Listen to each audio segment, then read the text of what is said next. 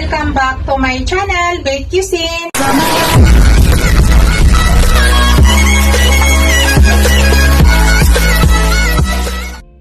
Hello guys, to this video guys, magluto tayo ng beef.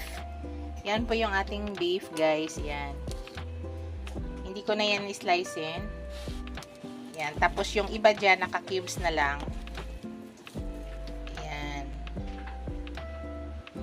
So, yun yung iba. So, unang gawin ko guys, ito ay ilaga ko muna, tapos itapon natin yung tubig para maalis po yung lansa niya.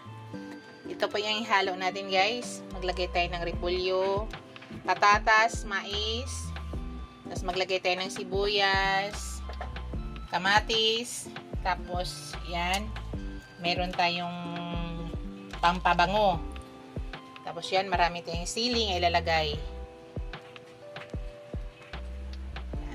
Sana natin guys ang pagluto. So sa ngayon, ang gawin ko muna dito ay ilalaga ko muna bahagya, tapos itapon natin yung tubig. Let's go! Yan na guys. Yan.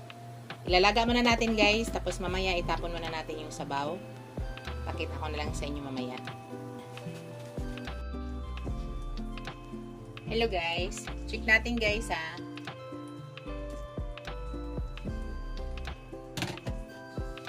Nakita nyo guys, ang daming ganyan, puti-puti. Yan ang inalis natin. Nakita nyo yan, yan. So, yan yung alis natin. Malansa po yan guys. Yan. Nakita nyo. So, dito guys, ay pwede na natin i-remove yung unang tubig. Tapos, palitan po natin ng water. So, pakita ko mamaya sa inyo guys. Remove ko muna. Para hindi ko na ilipat yung cam. Yan guys, wala na ang tubig. So magpalit tayo ng tubig guys. Nagpainit na ako sa kabila. So lagyan ulit natin ng tubig. Mainit na tubig yan. Mag-add lang tayo ng ulit ng tubig.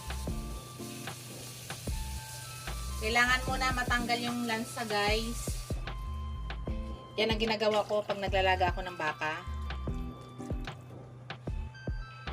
So, dagdag ulit tayo para mamaya hindi na tayo mag-ano.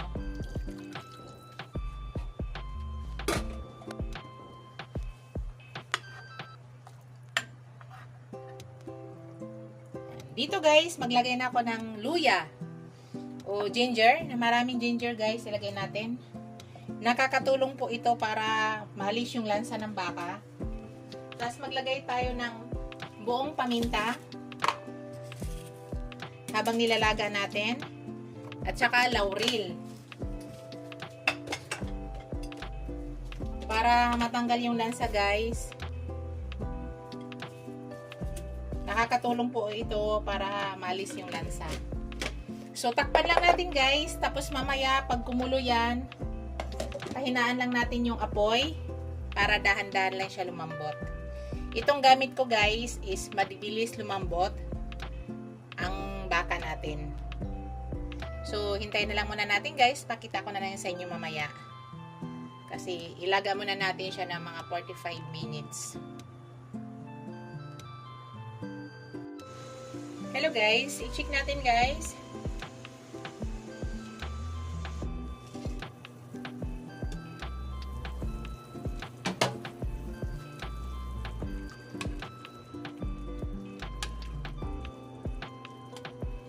Makuha tayo ng tinidor, tingnan natin kung malambot na siya.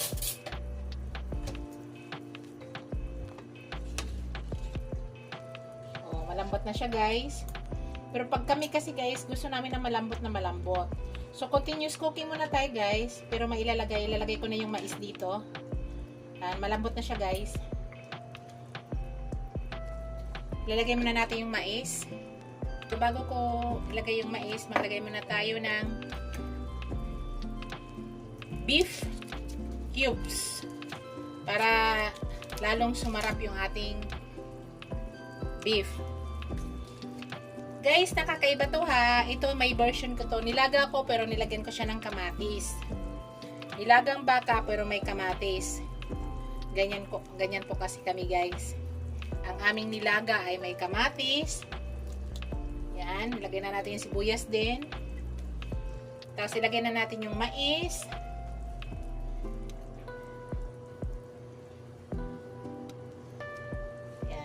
Habang niluluto ulit natin yung ating continuous cooking tayo sa ating beef, yan, lalambot na yung ating mais.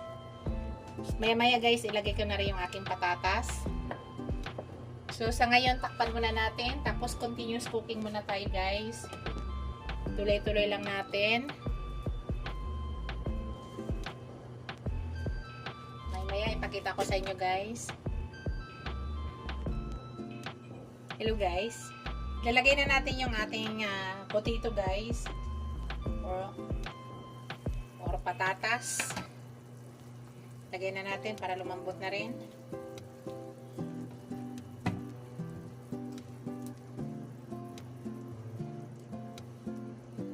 So, ilagay natin to para bumango.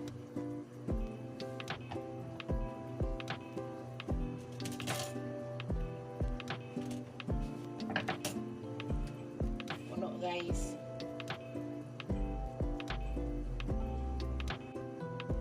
Lagay tayo ng salt guys.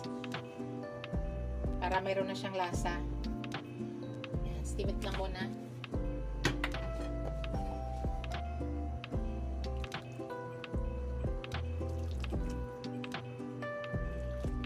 Ayan, takpan lang ulit natin guys. Continuous cooking muna tayo. Pakita ko mamaya sa inyo. Hello guys, mag-add tayo ng patis guys. Konti lang yung kasi nilagay natin. Patis ang ilalagay natin yung add.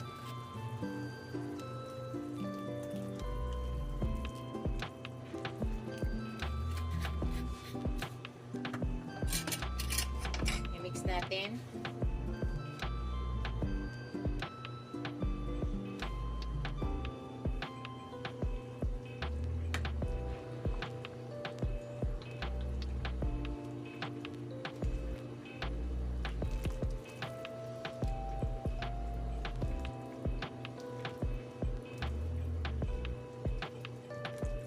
Tikman ko siya guys. Pero lulutuin pa natin yung patatas guys ha. Hindi pa yun masyado luto yung patatas.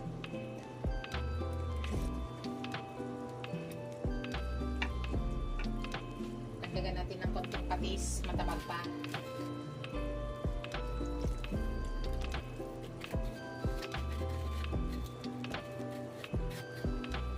So, takpan muna natin ulit guys.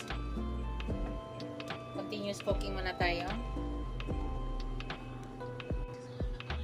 Hello guys, ilagay na natin yung sili guys.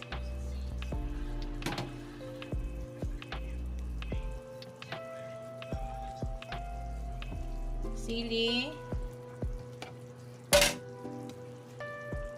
Titikman natin yung yung patatas kung luto. Yung mais ay luto na.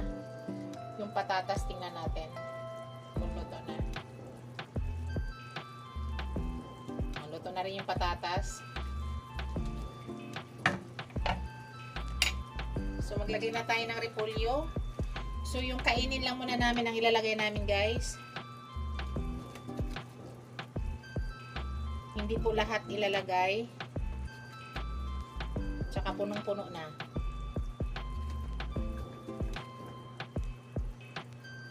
Yan. Yan lang muna ang ilalagay. At siya punong-puno na, guys. Maapaw na.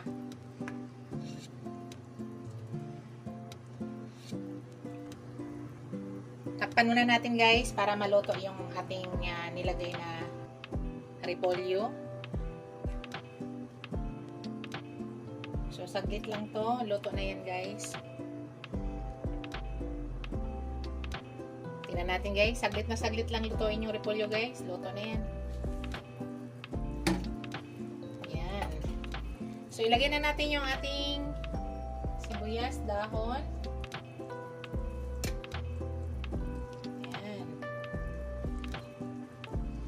Ito na yung ating beef nilaga. Yan na guys, oh. Okay.